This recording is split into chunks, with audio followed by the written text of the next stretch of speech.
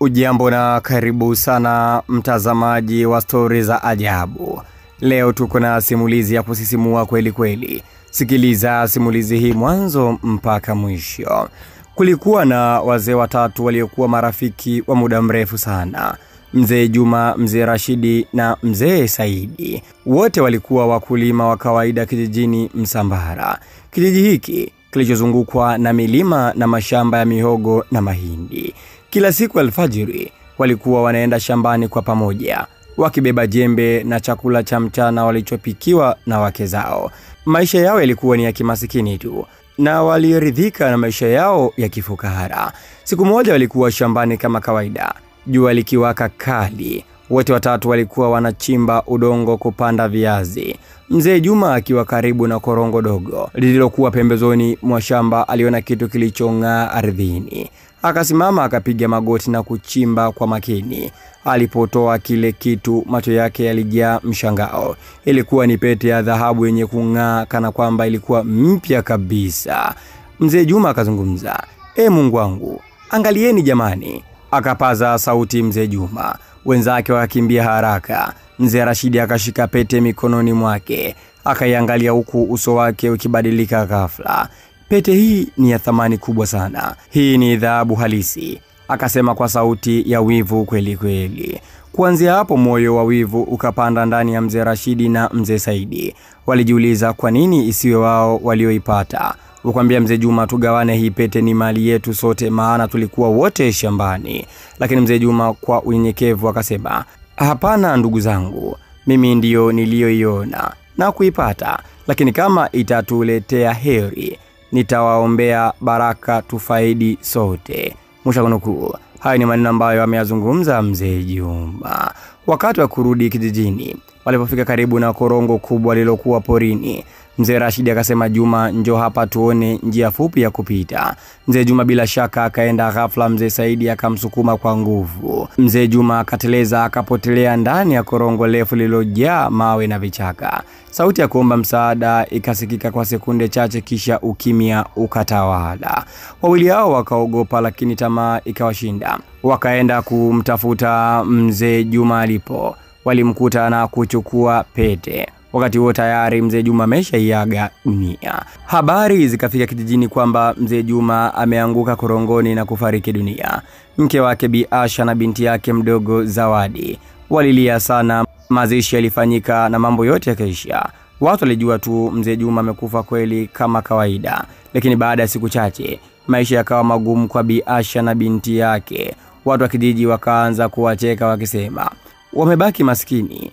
Baba yao hakuwa na kitu, hata shamba limekauka." Lakini Bibi Asha kukata tamaa, alimlea binti yake Zawadi kwa upendo kabisa, akimfundisha kusali na kumtegemea Mungu. Baada ya mwezi mmoja, Zawadi akiwa anatoka kisimani, aliona kitu kimekwama kwenye nyasi. Alipokichukua moyo wake ulidunda sana. Ilikuwa ni pete ya dhahabu kubwa kabisa. Huyu Zawadi akaichukua pete hiyo.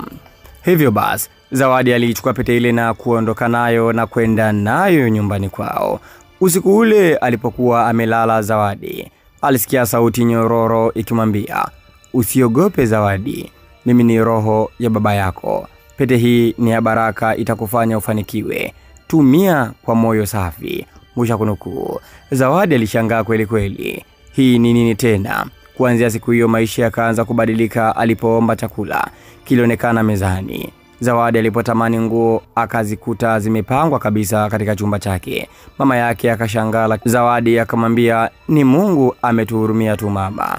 Habari zikaanza kusambaa kijijini.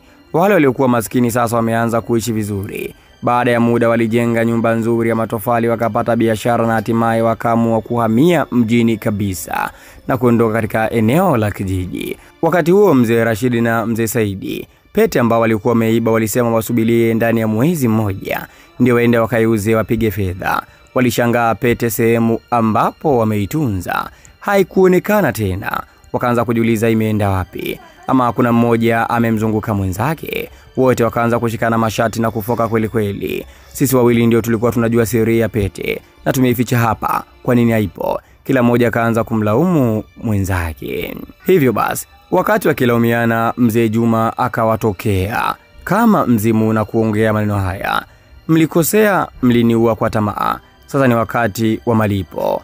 Mwisho kunukuu. Hayo ni maneno mazito ambayo aliongea Mzee Juma kama mzimu, kisha akapotea. Hakika walichanganyikiwa kweli kweli. Watu hawa kila mmoja akaanza kukimbia kivyake.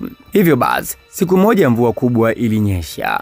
Wawili hawa, Mzee Saidi na Mzee Rashidi, wakiwa akili yao haiko sawa kutokana na mauzauza na mazonge ambayo yanawakuta mara kadha wa kadha, Mzee Juma akiwatokea. Hivyo basi, wakiwa watu hawa wamechanganyikiwa, wakaanza kukimbia hovyo hovyo. Walikimbilia korongoni mahali walipomtupa Mzee Juma. Walikaa pale juu ya korongo wakiomba msamaha Mzee Juma awasamehe. Wao wamekosa kwa sababu waliingiwa na tamatu. Lakini upepo mkali ukavuma, wakasikia sauti ikisema, ni wakati wenu sasa. Leo ndiyo mwisho wenu.